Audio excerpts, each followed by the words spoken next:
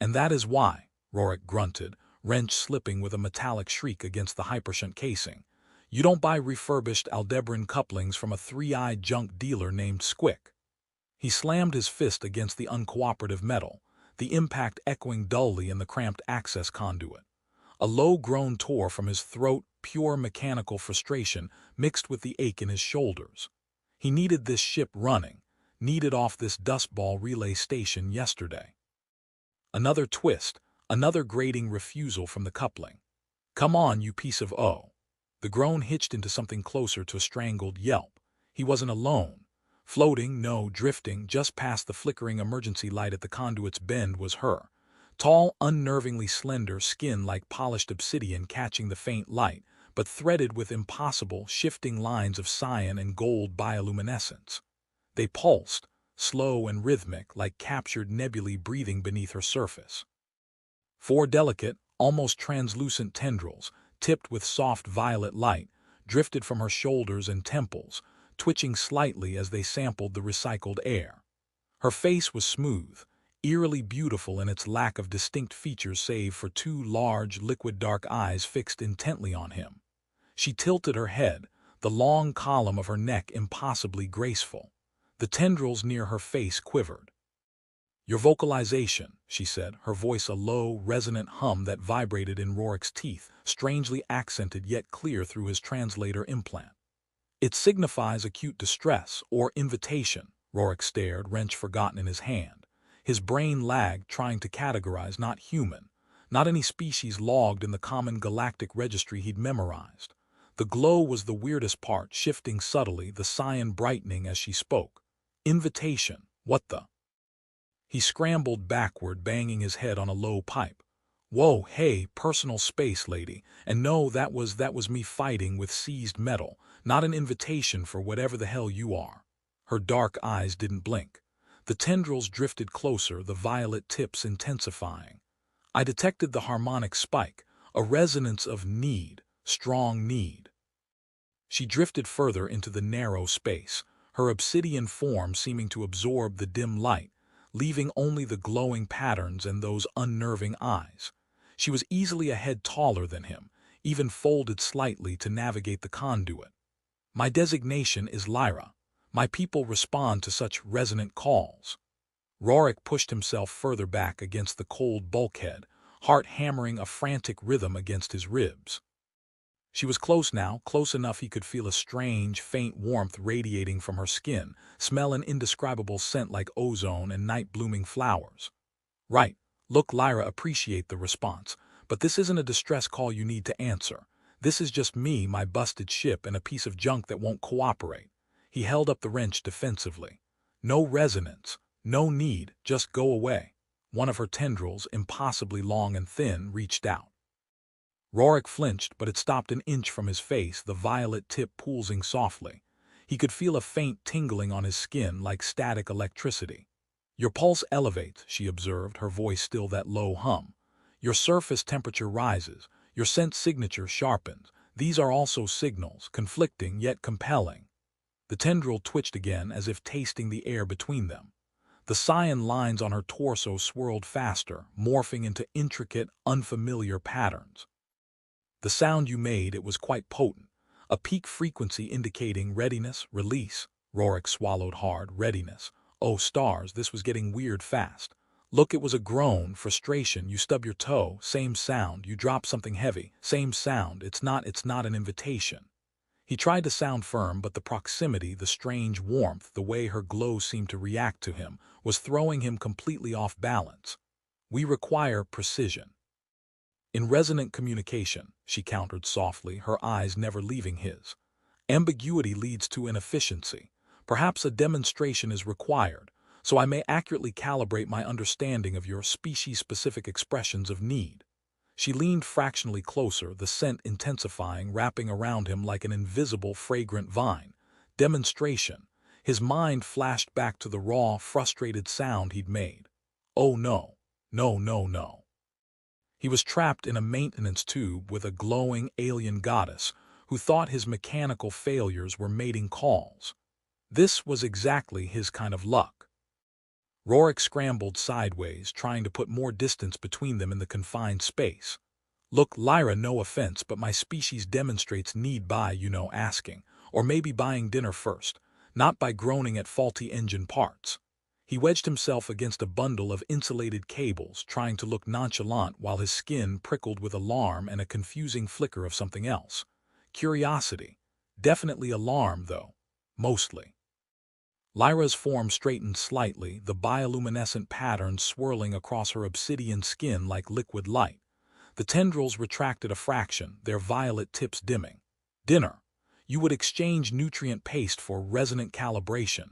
She tilted her head again, a gesture that was becoming unnervingly endearing despite the circumstances. A peculiar ritual, resource-intensive. It's called dadding, Rorik muttered, rubbing the back of his neck. And yeah, sometimes it involves nutrient paste, sometimes actual cooked food, depends how desperate you are. He instantly regretted the word desperate. Lyra's tendrils perked up again. Desperate, another term correlating with the initial harmonic.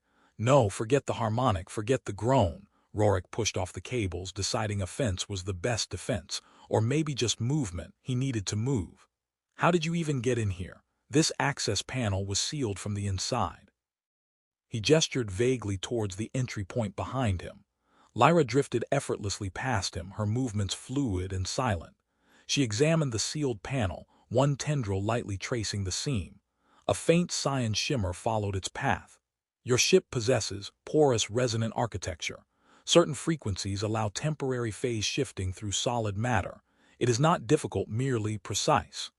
She turned back to him, her dark eyes seeming to drink in the cramped, greasy environment of the conduit. This vessel is your shell. My ship.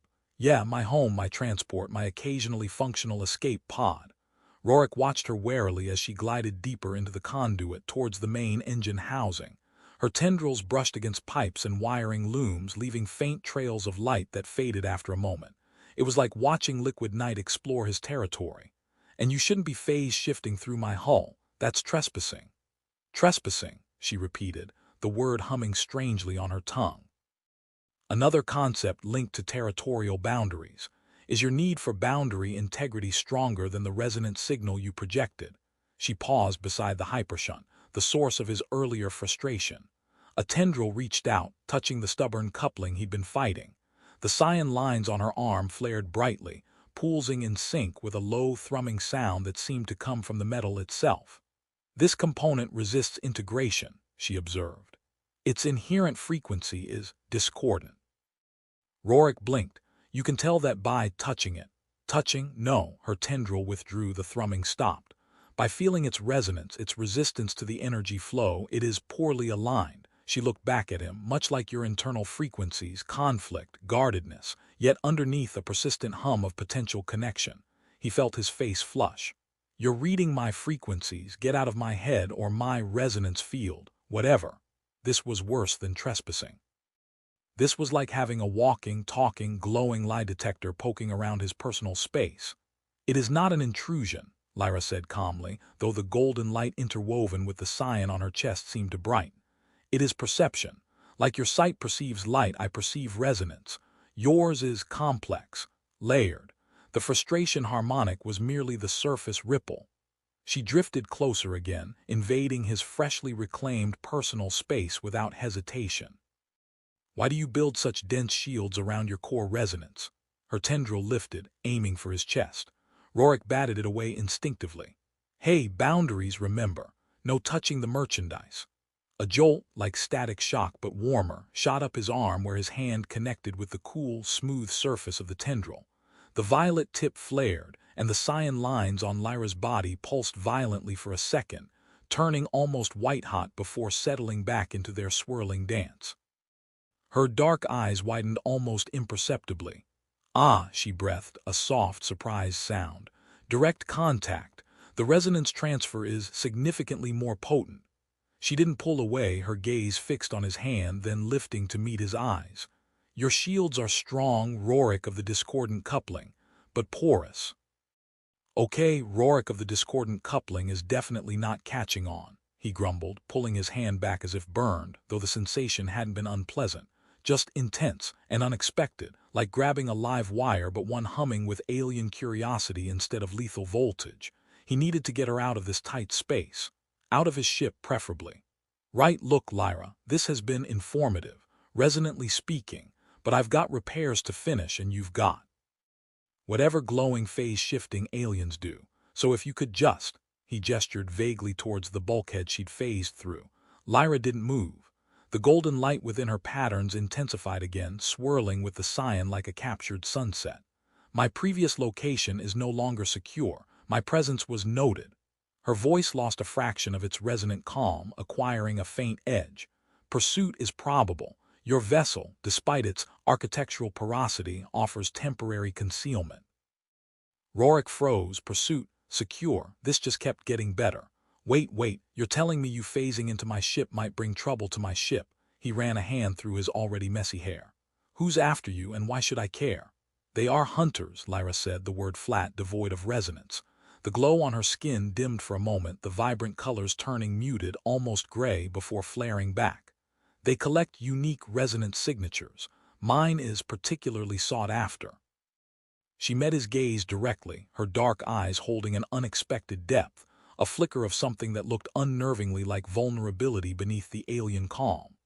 Your assistance in remaining undetected would be beneficial, mutually perhaps. Your vessel requires significant resonant realignment. I possess aptitude in such matters.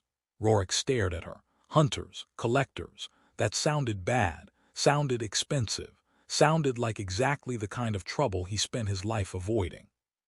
But she was offering to fix his ship, his busted, unreliable, probably about to fail catastrophically ship. And maybe, just maybe, the way her glow flickered when she said hunters tugged at something inconveniently protective inside him. Realignment, he repeated slowly. You mean you can fix the hypershunt, and maybe the dodgy nav computer, and the sonic shower that only dispenses lukewarm synth broth? Lyra tilted her head, the tendrils drifting thoughtfully. The concepts are unfamiliar, but the underlying resonant discordances, yes. I can attune them, harmonize them. She extended a hand this time, not a tendril. Long, elegant fingers, the same polished obsidian as her skin, threaded with pulsing light. A collaboration, your concealment for my calibration. Rorik looked at her hand, then back at her face. This was insane. Harboring a fugitive alien who could phase through walls and talked about resonant frequencies like they were engine specs. But the hunters sounded serious, and his ship was falling apart. Plus, there was that weird jolt when he touched her tendril, a stupid, undeniable spark of curiosity about what harmonizing might actually feel like. Okay, he said, ignoring the screaming alarms in his head. Okay, deal. You help me fix this heap, I help you lie low. But ground rules, no phasing through occupied rooms, no reading my resonance without asking, and absolutely no more talk about demonstrations based on mechanical groans. Lyra's subtle mouth curved into something that might have been a smile. The golden light in her patterns flared warmly. Agreed.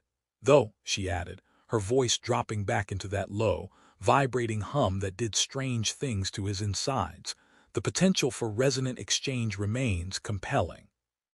She didn't take his hand, instead letting hers hover in the space between them, a silent, glowing invitation. Rorik sighed, feeling like he'd just jumped out of an airlock without a suit. He reached out, his rough fingers brushing against her cool, smooth ones. The jolt was there again, stronger this time, a wave of warmth that spread up his arm, making the lights on her skin pulse in response. Collaboration. Right. This was going to be interesting. The next few cycles were a masterclass in controlled chaos. Lyra, true to her word, possessed an uncanny knack for resonant realignment. She didn't use tools, not in the way Rorik understood them. She'd place her hands or tendrils on a malfunctioning system, her eyes would close slightly, and the bioluminescent patterns on her skin would shift and flow, pulsing in time with soft, humming sounds that vibrated through the deck plates. Things just started working. The hypershunt coupling clicked into place with a satisfying thud after a moment of her focused attention. The nav computer stopped glitching, its display stabilizing for the first time in months. Even the sonic shower reverted to actual hot water, though Rorik made a point of testing it alone. Lyra seemed fascinated by the process, less by the technology itself and more by the energetic flow she was manipulating. She asked endless questions, delivered in her low, resonant hum. Why contain the motive force in such rigid conduits? Does it not stifle its potential? She'd inquire, tracing a glowing finger along a power coupling. Because if it gets loose, it blows holes in things, Rorik would reply, trying to keep his eyes on the diagnostic screen and not on the way the light rippled under her touch. Big, expensive, usually fatal holes. Their proximity was constant. The ship wasn't large, and Lyra seemed to have little concept of human personal space, often drifting close to observe his work, her tendrils occasionally brushing his arm or shoulder. Each accidental contact sent that strange jolt through him, a confusing mix of static shock and unexpected warmth. He found himself becoming hyper-aware of her presence, the subtle shifts in her glow, the faint ozone and flowers scent that clung to the recycled air. He started pushing back, not physically but verbally, teasing, testing her reactions. "So," he said one cycle, leaning back against a console while she attuned the atmospheric recycler. "Resonance, is that how your people flirt? Just hum at each other until someone's patterns sync up?" Lyra paused, her head tilted. The cyan light flickered. "Flirt, an exchange of playful, non-committal signals indicating potential interest." "Something like that," Rorik confirmed, crossing his arms. "Is humming involved?" "Resonance is communication," she corrected patiently. "It conveys intent, emotion, state of being. Playfulness can be a component. Invitation can be a component." Her tendrils drifted towards him, the violet tips glowing softly. "Your resonant field projects curiosity, beneath layers of deliberate deflection." He smirked. "Just trying to understand the local customs.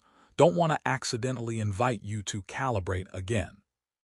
The golden light in her patterns deepened. "The offer remains open, should your frustration harmonic resurface." Before he could formulate a suitably sarcastic retort, she moved, fast. One moment she was by the recycler, the next she was directly in front of him, blocking his view, her obsidian form radiating that faint warmth. Her hands came up, not touching him but hovering inches from his chest. The tendrils framed his face, their tips pulsing gently. "Or perhaps," she murmured, her voice a low vibration that seemed to sink right into his bones, "a different frequency is required." Rorik's breath caught. Her dark eyes seemed vast, pulling him in. He could feel the energy humming off her, see the intricate dance of light on her skin up close. It was mesmerizing and terrifyingly intimate. He managed, his usual defenses failing him. "Frequency for what?" "Exploration," she whispered, one tendril brushing against his cheek. The jolt this time was electric, sharp, making him gasp. The lights on her body flared, mirroring his reaction. "Reciprocity." She leaned closer, her smooth forehead nearly touching his. He could feel the resonance building between them, a palpable thrum in the air. His heart hammered against his ribs, a frantic counterpoint to her steady hum.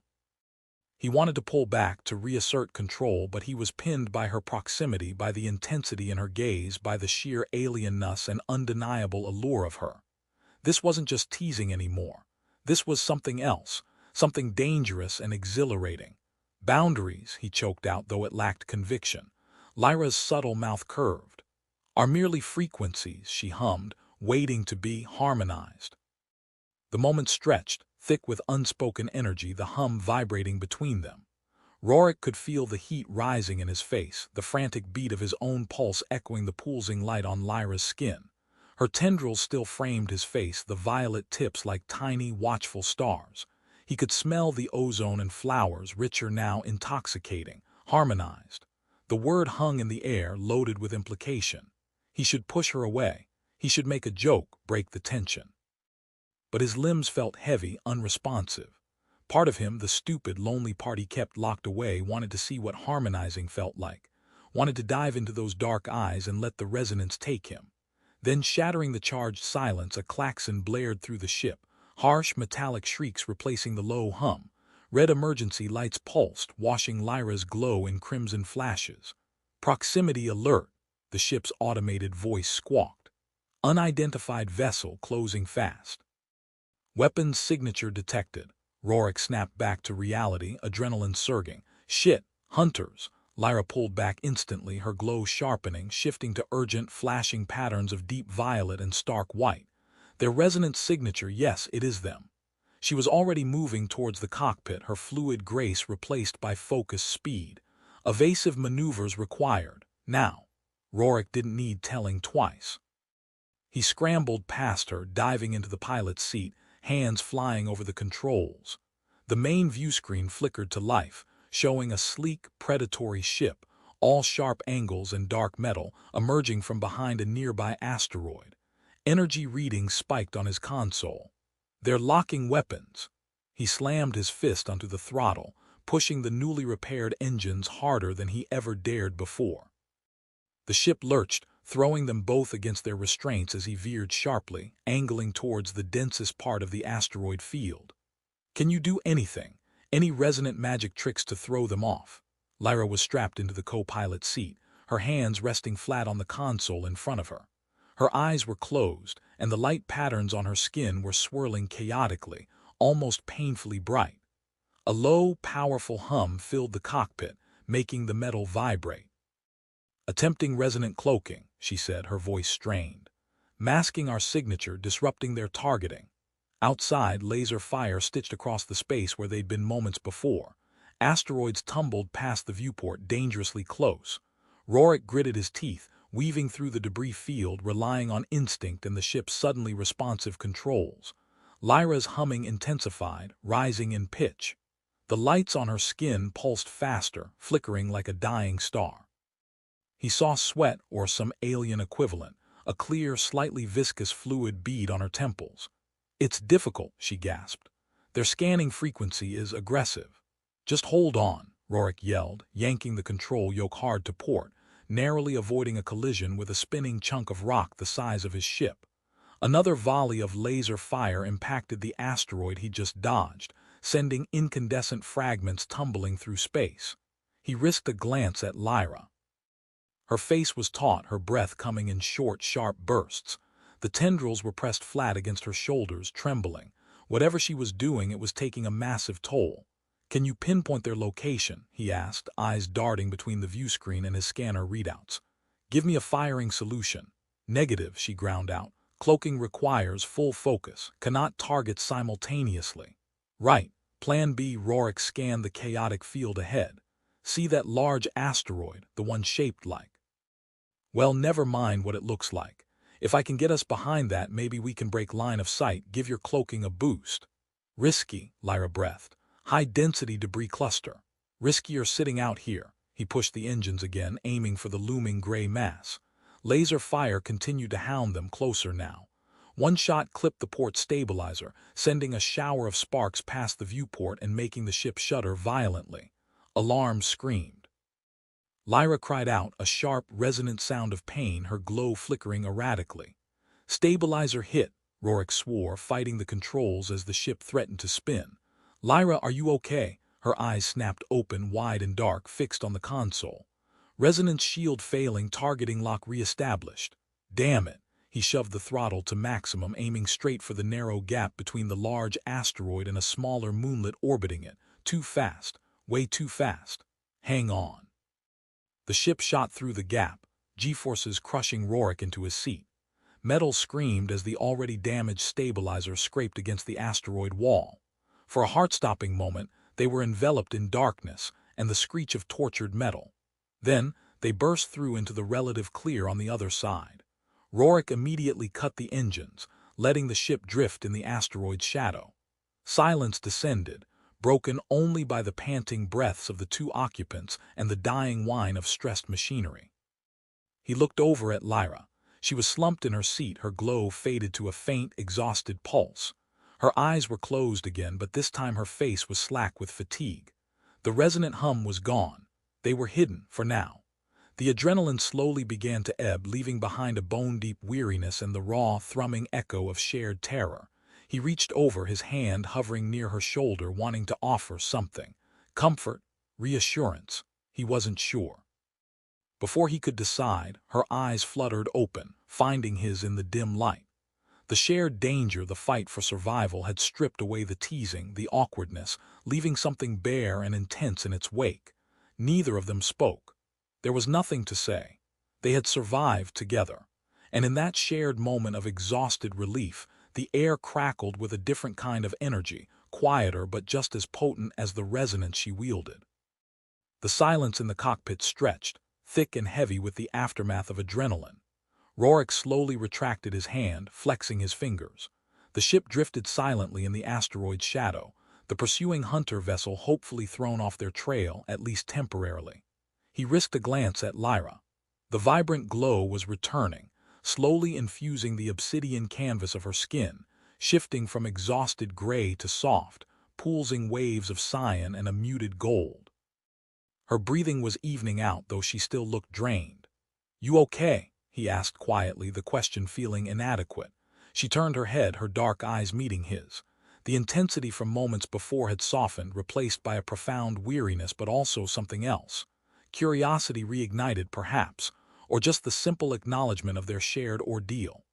The resonant expenditure was significant, she admitted, her voice a low murmur, stripped of its usual vibrant hum. But the cloaking held. They should not detect us while we remain quiescent. Good, that's good. He leaned back in his seat, the worn synth leather creaking. The close call had frayed his nerves more than he cared to admit. Seeing her push herself to the brink, hearing that cry of pain, it had hit him harder than the laser fire. You saved our asses back there, Lyra, with the resonant whatever." A faint curve touched her lips. "Harmonizing disruptive frequencies, a basic defensive measure." "Didn't feel basic," he countered. "Felt like you were about to burn out." The golden light on her chest pulsed a little brighter. The proximity to your own resonant field, it amplified the effect, both the shield and the cost. She shifted in her seat, turning more fully towards him. Her tendrils, no longer pressed flat, drifted slightly, the violet tips regaining some of their soft glow. "Your presence, it resonates, strongly." Rorik felt that familiar heat rise in his face. He looked away, focusing on the stardusted blackness beyond the viewport. "Yeah, well, close quarters, shared mortal terror, tends to create resonance, I guess." "Perhaps," Lyra conceded softly. "Or perhaps the potential was always there, merely waiting for the correct stimulus." She leaned forward slightly, her gaze unwavering. "Rorik." He forced himself to meet her eyes again.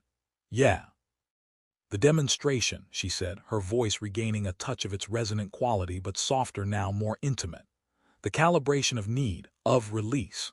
"Oh, stars, not now. Lyra, we just nearly got blown to bits by hunters collecting signatures. Maybe not the best time for precisely the best time," she interrupted gently but firmly. "Life is fragile, resonance is fleeting. The peak frequencies we both experienced, the fear, the adrenaline, the shared survival, they have opened pathways. Attuned us." Her tendril reached out, slowly, deliberately this time. It traced the line of his jaw, feather-light, sending shivers down his spine. The violet tip pulsed with warmth. "The sound you made in the conduit, the frustration harmonic, it was a signal of tension seeking release. We have experienced profound tension. Now release is appropriate, necessary even, for harmonization." Rorik's breath hitched. This wasn't a joke anymore. This wasn't playful dominance or cultural misunderstanding. This was serious. The way she looked at him, the deliberate touch, the low thrumming resonance starting to build in the air again, gentle but insistent, it was an invitation. A real one, based not on a misheard groan but on the raw connection forged in the crucible of shared danger. His internal alarms were screaming again, louder than the ship's klaxons. This was Lyra. Alien, powerful, hunted. Getting involved was monumentally stupid. But the memory of her slumped in the seat, drained and vulnerable, juxtaposed with the potent energy now radiating from her, the undeniable pull he felt towards her. It drowned out the warnings. He swallowed hard, his throat dry. He reached up, his fingers brushing against her tendril, then closing gently around the cool, smooth stalk. The jolt was immediate, intense, a wave of warmth flooding him, met by a reciprocal flare of brilliant gold and cyan light across her skin. Her eyes darkened, pupils dilating. "Yes," she breathed, the sound barely audible yet resonating deep within his chest. He pulled her closer, her tendril guiding her face towards his. The scent of ozone and night flowers filled his senses. "Okay, Lyra," he whispered, his voice rough. "Show me how you harmonize." Her lips, cool and smooth against his, were just the beginning. The kiss deepened, not with human urgency but with a slow, exploratory intensity.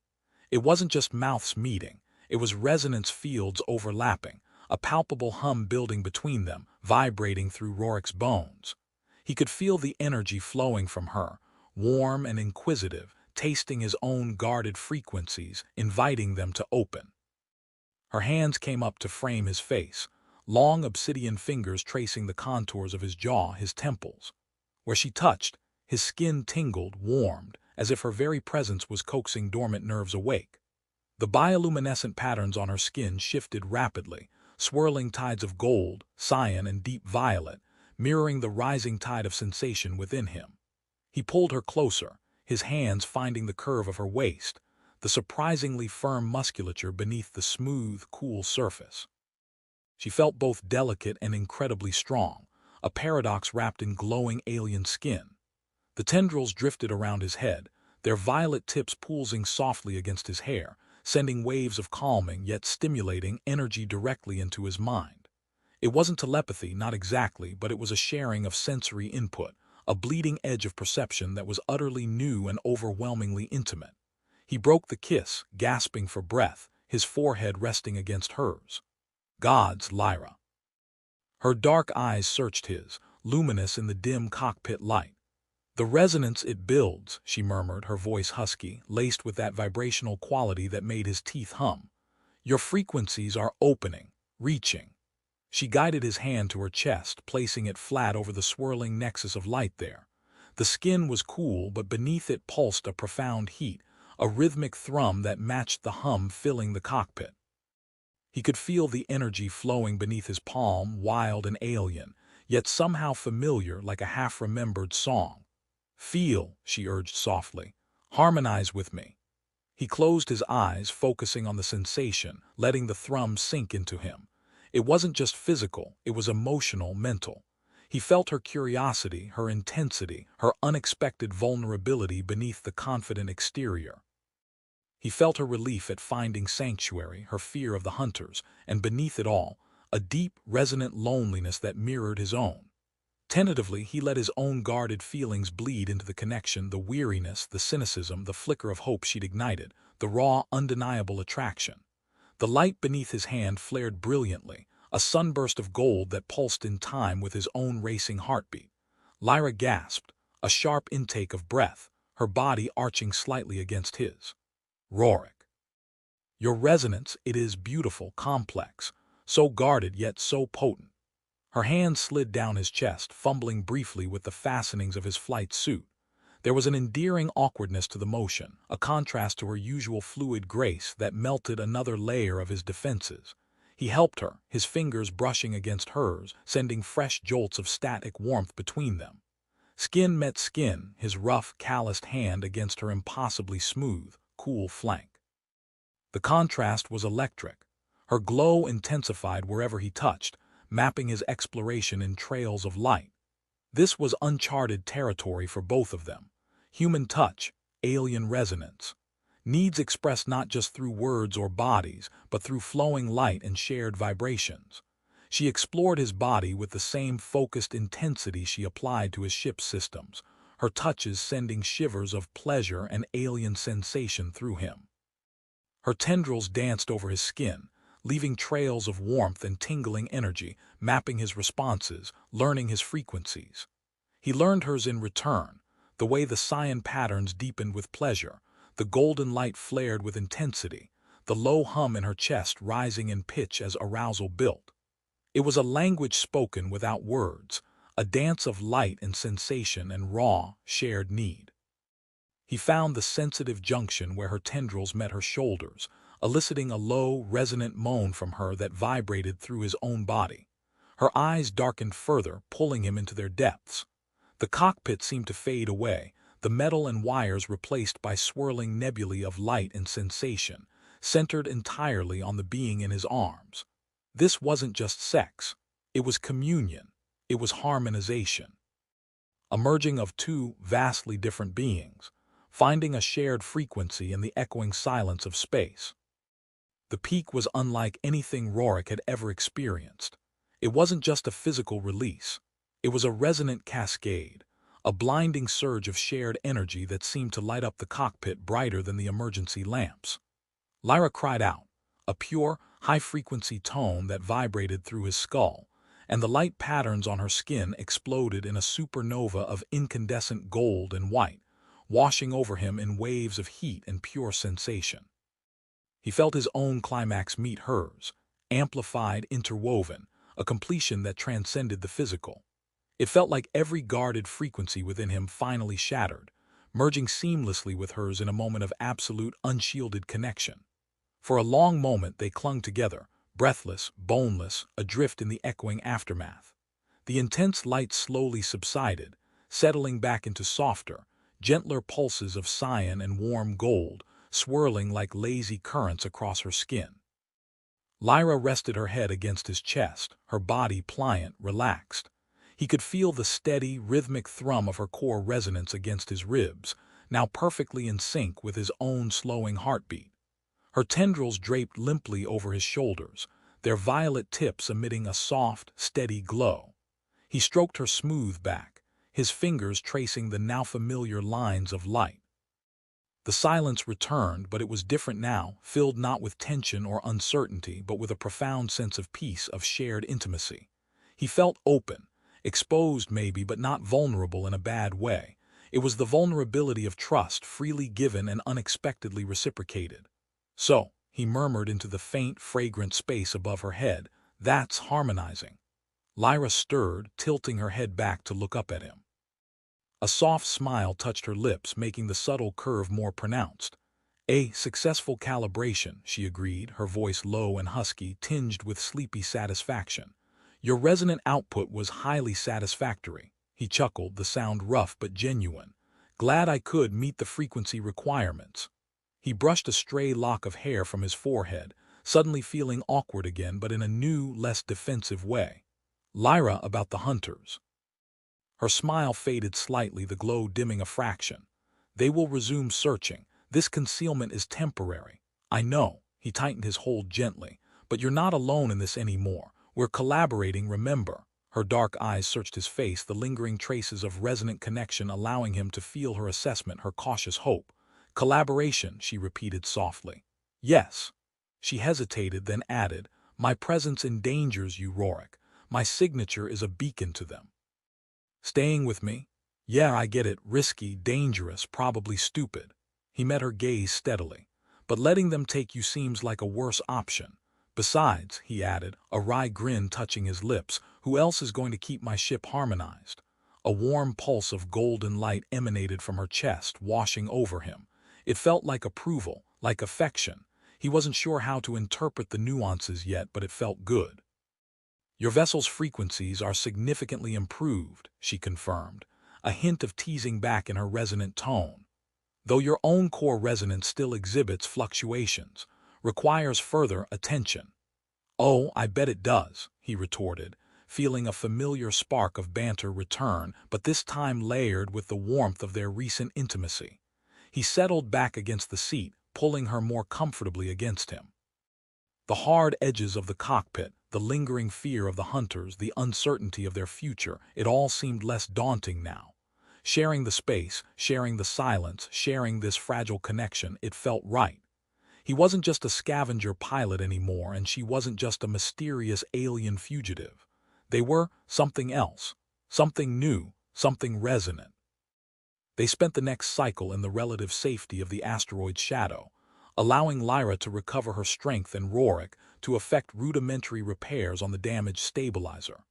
The easy silence and shared tasks felt surprisingly normal, punctuated by Lyra's resonant attunement of the damaged systems and Rorik's muttered curses at stubborn relays. The intense intimacy they'd shared had shifted the dynamic. The teasing banter remained, but it was softer now, underlined with genuine affection. The accidental touches were less accidental, more lingering explorations. Lyra explained more about her people, the Zalosians, a species deeply attuned to the universe's underlying resonant frequencies, capable of manipulating energy and even matter through focused harmonization. She spoke of a culture built on shared consciousness and emotional transparency, where deceit was nearly impossible and bonding was a profound merging of resonant selves. She was, she admitted, royalty, or had been. Exiled for possessing a unique, powerful resonant signature that certain factions, including the hunters who served them, wished to control or extinguish. Her crime was refusing to be a living weapon or a breeding source for predetermined resonant traits. Rorik listened, patching a conduit while absorbing the casual mention of galactic power struggles and genetic destiny.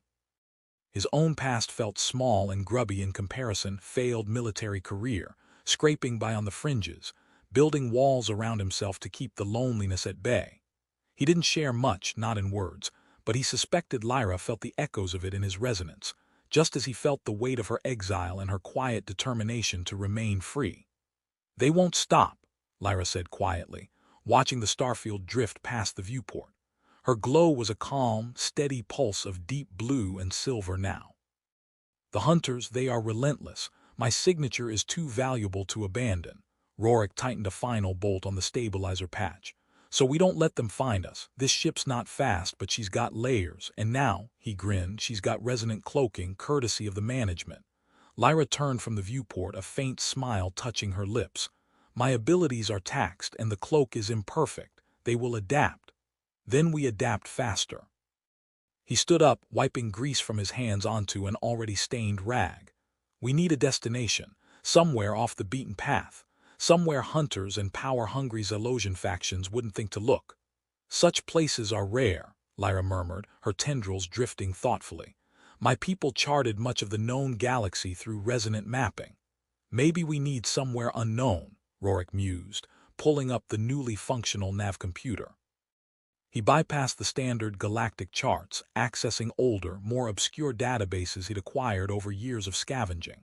Pirate caches, lost colony logs, fragmented survey data. Looking for anomalies, dead zones, places the maps forgot. Lyra drifted closer, peering over his shoulder, her glow illuminating the flickering screen. Her tendrils brushed against his neck, sending a familiar, pleasant jolt through him. He didn't pull away. "These frequencies." She hummed, one tendril tracing a complex energy signature on a deep space survey fragment. "Chaotic, unstable, yet there is a pattern, a shielded resonance." Rorik zoomed in. The data was ancient, corrupted, but depicted a small, uncharted nebula described only as whisperwind. Notes mentioned navigational hazards, temporal distortions, and strange energy readings that defied classification. Ships that entered rarely came out, and those that did reported sensor ghosts and unsettling whispers over comms. "Perfect." "Whisperwind Nebula," Rorik said. "Sounds cozy, far off the main trade routes, might be dense enough, weird enough to mask your signature." Lyra studied the data, her glow shifting, concentrating. "The resonance, it is unlike anything in Zalosian records, protective, ancient, perhaps sanctuary." She looked at him, her dark eyes serious. "Navigating it will be hazardous. The frequencies are volatile." "Hazardous is my middle name," Rorik quipped, though his stomach clenched slightly. Flying into an uncharted, potentially hostile nebula wasn't exactly a casual trip. "Besides," he added, his voice softening, "we navigate it together, right? Harmonize our way through." A warm gold pulse spread through her cyan patterns. "Together," she confirmed. The simple words, spoken in her resonant voice, sealed their decision. It wasn't just about running anymore. It was about finding a future, a place where they could exist without fear together. He met her gaze, the easy intimacy flowing between them, a silent understanding. He reached out, taking her hand, feeling the cool skin, the thrum of energy beneath. She laced her fingers with his, her touch surprisingly strong, anchoring. The hunters were still out there. The danger was real. But looking at Lyra, feeling the steady pulse of her resonance intertwined with his, Rorik felt a surge of defiant hope. Let them come. They wouldn't be facing him alone. Setting the course for the Whisperwind Nebula felt like jumping off a cliff into fog.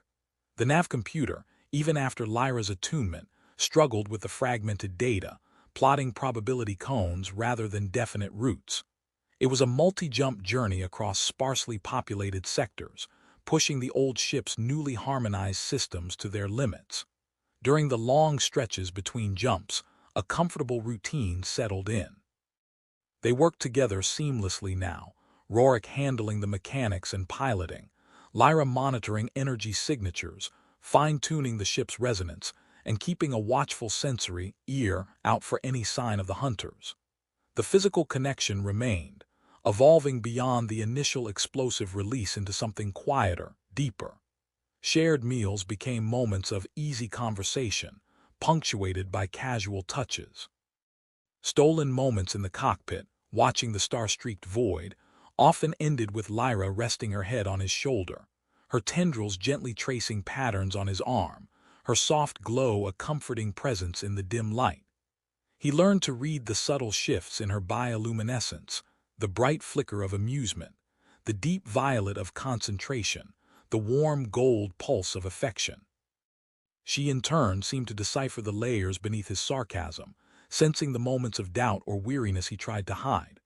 One cycle, while running a deep diagnostic on the life support, a system Lyra found fascinatingly, organically inefficient, she paused, her tendrils twitching. Your core resonance, she observed, tilting her head. It holds echoes of past severance, a sharp harmonic fracture. Rorik froze, diagnostic tool hovering over a readout. He kept his eyes fixed on the screen. Yeah, well, life happens, people leave, or you leave them. He tried to keep his tone light, dismissive.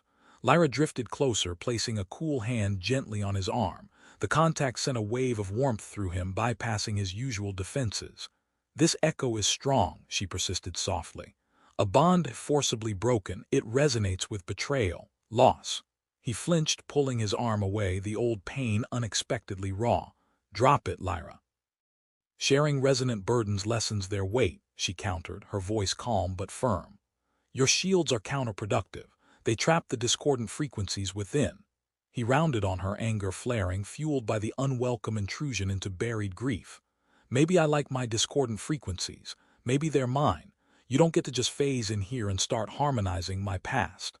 The lights on Lyra's skin flared, shifting to sharp, agitated patterns of white and deep violet. Her tendrils stiffened. My intention was not intrusion but connection, understanding. Is that not the foundation of our collaboration? Collaboration doesn't mean digging through my emotional wreckage, he shot back, the volume rising. We fix the ship, we hide from the hunters, that was the deal. The deal evolved, Rorik, she retorted, her voice rising in resonant power, making the tools on the nearby workbench rattle. When resonance merges, boundaries blur. Did you think harmonization was merely friction and light? The air crackled with tension, their amplified emotions creating a dissonant hum in the small workshop. Rorik stared at her, breathing hard, anger warring with the undeniable truth in her words. He had let her in, farther than anyone in years. He felt the connection, the merging of their frequencies. He couldn't expect that intimacy to remain confined to the physical. He raked a hand through his hair, letting out a long, shaky breath. No, he admitted, his anger deflating, leaving behind a hollow ache. No, I guess I didn't. He leaned back against the workbench, suddenly exhausted. It was military, a squad mate. We were covering a retreat, I made a call, got him killed, left the rest of them behind. The admission hung in the air, heavy and stale. Lyra's glow softened, the agitated patterns smoothing out into waves of sympathetic cyan. She drifted closer again, stopping just short of touching him. A heavy burden, she murmured, a resonance of guilt carried alone for too long. This time when her tendril reached out, he didn't pull away. It rested gently against his cheek, the violet tip pulsing with quiet warmth. He felt not judgment but understanding, compassion, a silent offering of shared weight. He closed his eyes, leaning into the touch, letting the warmth seep into the cold, tight knot in his chest. Yeah, he whispered. It is. She didn't offer empty platitudes or easy forgiveness. She simply stayed there, her resonant presence a calm counterpoint to his internal storm, sharing the silence, sharing the pain. It wasn't fixing it, but it was helping, harmonizing the discordant notes, one shared frequency at a time. The final jump deposited them on the edge of the Whisperwind Nebula. It filled the main view screen, a breathtaking, chaotic expanse of swirling gas and dust in hues Rorik had never seen before. Amethyst, emerald, rose gold shot through with flickering lightning-like energy discharges. Strange gravitational eddies tugged at the ship even here on the periphery. Sensors immediately went haywire, spitting out conflicting data in static bursts. Well, Rorik breathed, awed and apprehensive. It's definitely something. Lyra was already at the sensor console, her hands hovering above the panels, eyes closed, her glow a focused, intense violet. The resonant frequencies are immense, she murmured. Layered, ancient, like 1,000 songs playing at once, yet somehow coherent. She opened her eyes, looking at Rorik. There is power here, wild, untamed, but not malicious, protective. Protective is good, Rorik said, gripping the pilot's yoke. Can you find us a path? Something that won't tear the ship apart or scramble our brains. Lyra closed her eyes again, her tendrils drifting, sampling the energetic currents. The hum in the cockpit deepened, her resonance reaching out, probing the nebula's chaotic symphony. There are pathways, resonant channels through the turbulence, faint, shifting. We must harmonize with the nebula's flow, not fight it. Right, harmonize with the giant space storm. Easy. Rorik took a deep breath, trying to center himself. He could feel Lyra's focused energy, a calm anchor in the swirling chaos outside. He trusted her senses, her unique connection to the universe's frequencies, more than he trusted his own instruments right now. Lead the way. Slowly, cautiously, they entered the whisper wind. The ship bucked and shuddered as they crossed the boundary, buffeted by unseen forces. Strange whispers seemed to echo through the hull, phantom voices just below the range of hearing, a known side effect reported by previous explorers. Rorik focused on Lyra's directions, relayed not through words, but through gentle pressures on his arm, subtle shifts in the resonant field that guided his hands on the controls. She navigated them through shimmering curtains of gas, around pockets of gravitational distortion, and past crackling arcs of raw energy. It was like sailing a storm-tossed sea made of light and vibration. Hours passed in intense concentration. Rorik's muscles ached from the constant corrections, his eyes strained from peering into the disorienting beauty outside. Lyra remained focused, a beacon of calm resonance, though he could see the effort etched on her face, the slight dimming of her usual vibrant glow. Then she stiffened. Rorik, behind us, a resonant signature familiar. He swore, checking the proximity alert which remained stubbornly blank amidst the nebula's interference. Hunters. Yes. Faint, distorted by the nebula, but them. They followed us. Panic flared, cold and sharp, trapped. They were deep inside the nebula now, nowhere left to run. Can you cloak us? The nebula's background resonance is too strong, Lyra said, her voice tight. It would overwhelm my cloaking attempt. They are tracking my core signature, homing in. Rorik's mind raced. Fight. Impossible. Run. No escape. Unless... Lyra, he said slowly, an idea forming, desperate and dangerous. You said the nebula is protective, that it has its own resonance. Can you amplify it? Use it? Lyra looked startled. Amplify the nebula's resonance. It is ancient, powerful, uncontrollable. The feedback could mask your signature, Rorik pressed. Could hide us inside its song, she hesitated, the lights on her skin swirling uncertainly. It would require merging, opening myself completely to the nebula's frequencies, directing the flow outward. The risk is better than letting the hunters catch us, Rorik finished grimly. He reached over, placing his hand over hers on the console. We do it together, harmonize like before, but bigger. Her dark eyes met his wide with apprehension but also a flicker of trust. She nodded slowly. Together, taking deep, synchronized breaths, they focused, reaching out with their combined resonance.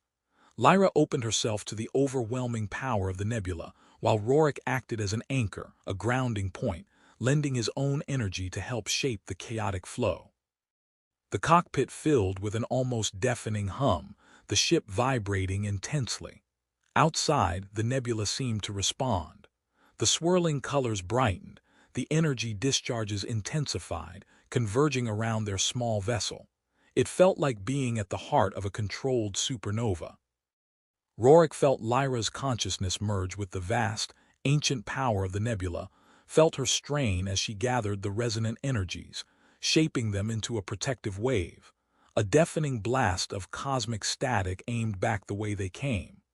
The hunter ship, just emerging from the shimmering gas clouds behind them, was hit by the full force of the resonant wave.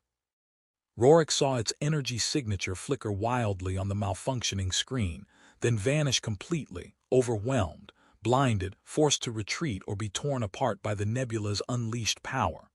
Lyra collapsed back into her seat, gasping, her glow faded to near invisibility. Rorik quickly stabilized the ship, his heart pounding. He reached for her, concern overriding his own exhaustion. "Lyra, are you all right?" She looked up at him, her eyes luminous, filled with the nebula's reflected light and an ancient cosmic weariness. "They are gone," she whispered. "The Whisperwind accepted our resonance, offered sanctuary." Relief washed over Rorik in a dizzying wave. They were safe, truly safe. He pulled Lyra into his arms, holding her close, feeling the faint, exhausted pulse of her resonance against his chest. They had faced the storm, within and without, and emerged into the calm. Here, hidden deep within the protective embrace of the ancient nebula, they could finally rest, finally begin. The small ship drifted deeper into the heart of the Whisperwind Nebula, guided now not by frantic evasion, but by the gentle resonant currents Lyra could sense. The chaotic energy storms gave way to calmer regions, vast caverns of glowing gas illuminated by softly pulsing protostars, like celestial cathedrals. They found a pocket of stable space near a cluster of softly glowing crystalline asteroids, a natural harbor within the nebula's embrace. Here the whispers faded, replaced by a profound, resonant silence, the deep hum of the universe itself. With the immediate threat gone, a new kind of intimacy settled between them. The shared vulnerability, the reliance on each other for survival, had forged a bond stronger than any simple attraction or collaboration. They were partners now, in every sense of the word. Rorik found himself letting go of the last vestiges of his guarded past, sharing stories he hadn't thought of in years, laughing more easily than he could remember. Lyra, in turn, blossomed in the safety of their sanctuary, her natural curiosity and playful spirit emerging more fully. Her glow became a constant, soft illumination in the ship, shifting with her moods like living aurora. They explored the nebula cautiously, Rorik mapping the strange gravitational tides while Lyra communed with the ancient resonance, learning its patterns, its history whispered on cosmic winds. It was a place of immense power but also peace, a living entity that had sheltered them. One cycle, as they floated near the crystalline asteroids, watching nebula light refract through the giant formations, Lyra turned to him. Her glow was a soft blend of gold and cyan, her eyes luminous. "Rorik," she began, her voice a gentle hum. "Our harmonization, it has created something new, a shared frequency, a bond recognized even by the Whisperwind." He met her gaze, his heart swelling with an emotion he couldn't quite name but knew was real, deep, and terrifyingly permanent. "Yeah," he said softly, "I feel it too. Among my people," she continued, her tendrils drifting to gently cup his face, "such a bond, freely chosen, deeply resonant, it signifies permanence. A joining of paths, of futures." He didn't need a translation.